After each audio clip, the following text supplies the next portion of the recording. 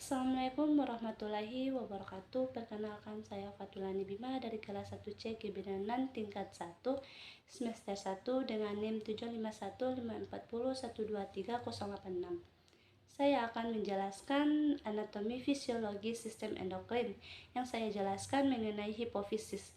Kelenjar hipofisis atau disebut dengan pituitari adalah ukuran kecil seukur kacang polong yang terletak di dasar otak di bawah hipotalamus. Kelenjar pituitari memiliki dua bagian atau lobus utama, lobus anterior atau depan dan lobus posterior atau belakang. Setiap lobus memiliki fungsi dan jenis jaringan yang berbeda-beda. Hipofisis anterior yang lebih besar dari kedua lobus terdiri dari sel epitel yang mensekresi hormon dan terhubung ke hipotalamus melalui pembuluh darah. Hipofisis posterior terdiri dari neuron sekretorik yang tidak bermielin atau tidak memiliki ras isolasi lemak dan terhubung ke hipotalamus melalui saluran saraf.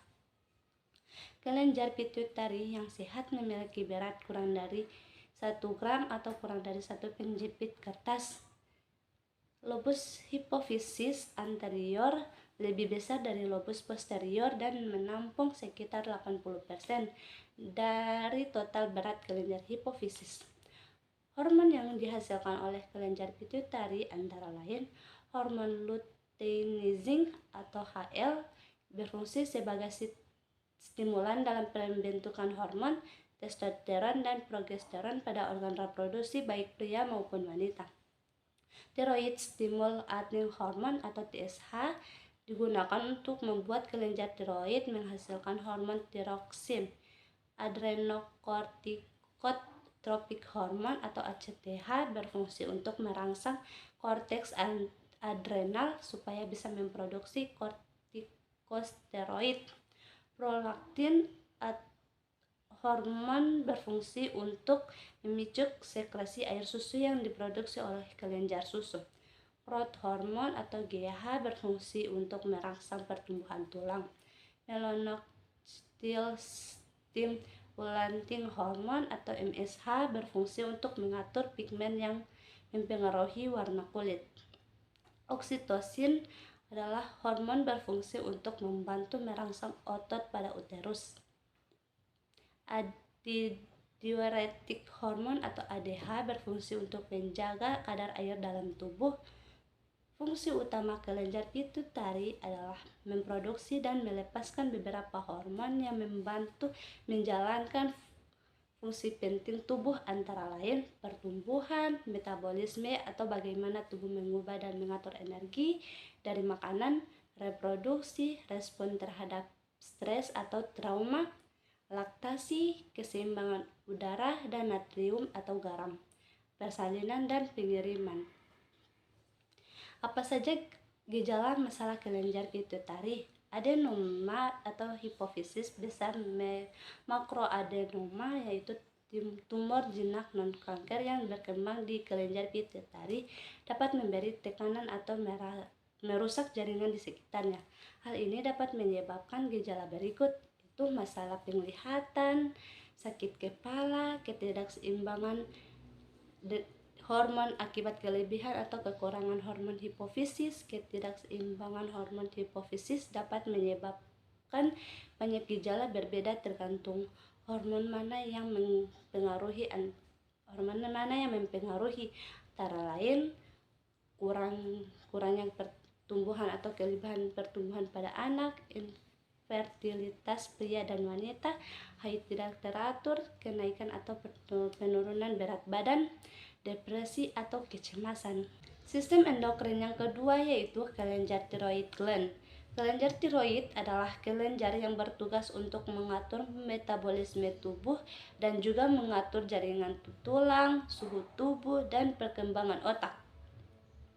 Kelenjar tiroid terletak di bawah jakun berbentuk seperti kupu-kupu dan panjangnya sekitar 2 inch. Kelenjar tiroid menghasilkan dua hormon yaitu tiroksin, triiodothyronin. Dua hormon ini berperan dalam mengatur metabolisme tubuh, pertumbuhan fisik, perkembangan mental, distribusi air dalam tubuh, serta kondisi kematangan seksual. Kalsitonin, hormon kalsitonin berfungsi untuk menjaga keseimbangan kandungan kalsium di dalam darah. Cara kerja kelenjar tiroid merupakan bagian dari sistem endokrin yang terdiri dari kelenjar yang memproduksi, menyimpan, dan melepaskan hormon ke dalam aliran darah sehingga hormon tersebut dapat mencapai sel-sel tubuh. Berikut ini adalah jenis penyakit tiroid. Hipotiroidisme adalah kondisi ketika jumlah hormon tiroksin yang diproduksi oleh kelenjar tiroid terlalu sedikit.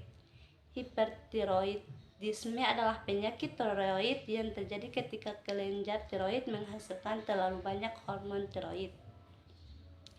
Penyakit gondok adalah pembekakan kelenjar tiroid yang terlihat sebagai benjolan di leher. Sistem endokrin yang ketiga yaitu kelenjar timus. Kelenjar ini terletak di tengah rongga dada, tepatnya di belakang tulang dada dan di antara paru-paru. Bentuknya menyerupai tabung kecil dan terdiri atas dua bagian yang berukuran sama. Kelenjar timus ini ukurannya akan berubah seiring bertambahnya usia. Kelenjar timus menghasilkan dua hormon yaitu timopoietin dan timulin. Dua hormon tersebut berfungsi untuk mengubah sel T menjadi sel yang lebih spesifik. Timosin berfungsi untuk menguatkan imun tubuh dengan cara menstimulasi pembentukan sel T. Baiklah, itulah video dari saya. Wassalamualaikum warahmatullahi wabarakatuh.